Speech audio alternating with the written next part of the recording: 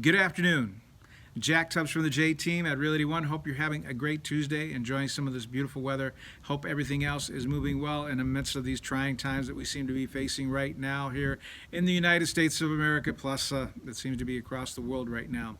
One of the things I wanted to focus on today and I wanted to share with you today is iBuyers in the market. And iBuyers are Zillow when they make an offer to buy your home, Trulia, OfferPad, Open Door, We Buy Ugly Houses, Redfin. These are all iBuyers. And I know that this seems to be a real attractive way to some people to be able to sell their homes because they don't have to have a sign up front. They don't have to have any showings. It doesn't have to be advertised on the MLS or on the internet or anywhere. Basically, it is that you come to an agreement with the iBuyer. They buy your house. You get to find a new place to live or buy a new house or make arrangements to whatever suits your situation. And boom, as soon as you move out, they take the house. And a lot of times they'll offer free occupancy while you're making those arrangements, while you're finding a new place to live, whatever the need be. And, you know, it sounds like a great thing. But you know what? Things are changing for them a little bit. From second quarter of 2019 to the second quarter of 2020, the amount of homes that they purchased is down 88%. And it's not just here in the Valley, but that's over 418 major metro areas across the United States of America. So realize that they're dropping their presence, their market share all across the country. It's not just here in the Valley. And that was one of the things that I noticed in January that a lot of people were paying attention to is what were the iBuyers going to do? As soon as we heard about the COVID-19 virus, a lot of attention was paid to see what they were going to do. And they thought they could use that as a way to predict what the market was going to do. And it sort of did follow their trend just a little bit at the beginning. But as soon as we hit April and May, we just started to see that steady climb. And now we're back, right? We're actually above, year over year, we're above sales from 2019 and 2020 for May, June, July, August, and now we're going to see what September brings. But right now, the market is continually being red hot here in the Valley of Phoenix. Not all markets across the United States are experiencing that, but probably 95% of the markets across the major metro markets across the United States of America are still seeing a red hot market because demand is there, supply is low, rates are historically low. So, but and that's another reason why the iBuyers are down, and because the rates are so low that people are actually getting a lot more money when they deal in a regular real estate transaction, a conventional real estate transaction with a buyer than with the iBuyer. And that's another thing I'd like to share with you about iBuyers. iBuyers are really great depending upon your situation. You know, they really do help people out of some situations that where they need some help and they need it right away. But realize that iBuyers can charge you up to 18% as a service fee. So if a house sells for $100,000, realize that $18,000 of those dollars is going to go back to the servicer, which is going to be Open Door, Zillow, Trulia, OfferPad, Redfin, whoever, We Buy Ugly Houses, whoever the iBuyer is.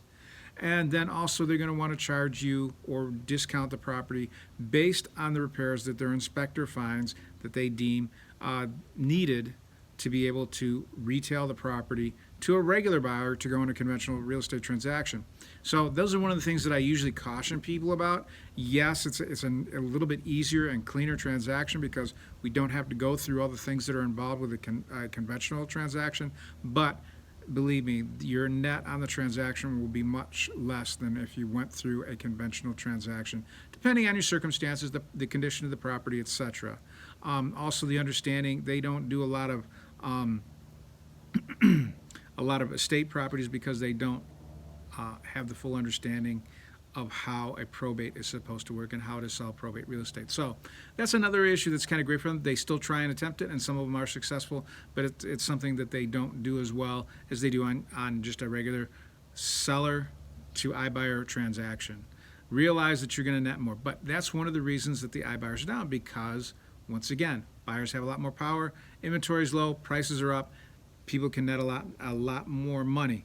And also, because we do see the COVID-19 virus affecting some major metro markets, we're all seeing the prices that they're willing to pay has dropped down almost 0.8%.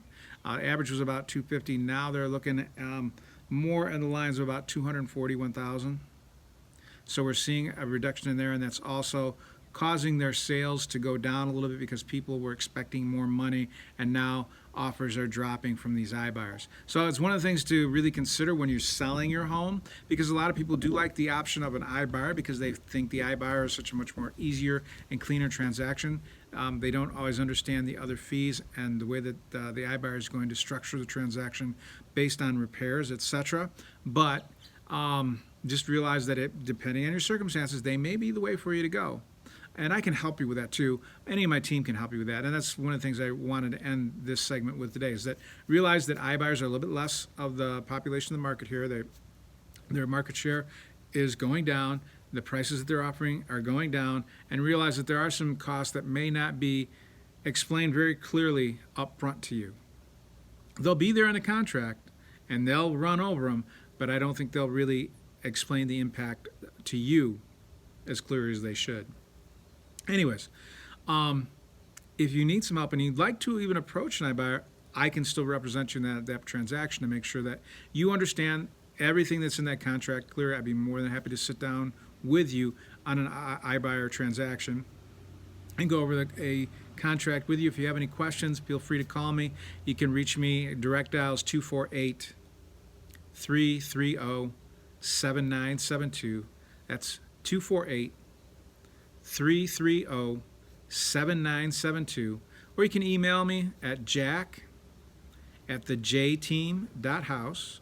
That's JACK at the THEA.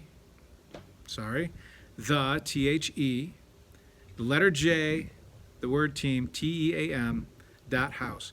Jack@thejteam.house. Don't ask me why I keep on adding that extra A in there. I do. Or you can call any of my team members at 623-252-6041. And once again, that's 623-252-6041. Hey, this is Jack Tubbs, hoping you're having a fantastic Tuesday. I'll be back tomorrow to share a little bit more of the insight on the real estate, or the Phoenix real estate market, how hot it is, and what's going on in the valley. You have a great day. Bye-bye.